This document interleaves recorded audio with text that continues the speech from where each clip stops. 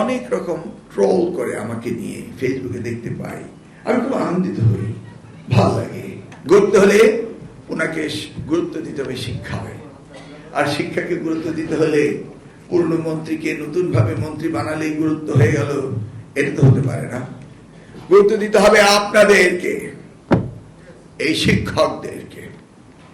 ছাত্রছাত্রীরা পরীক্ষায় অমনোযোগী, পড়তে চাচ্ছে না, পরীক্ষা দিতে চাচ্ছে না, অনেক রকম ট্রোল করে আমাকে নিয়ে ফেসবুকে দেখতে পাই।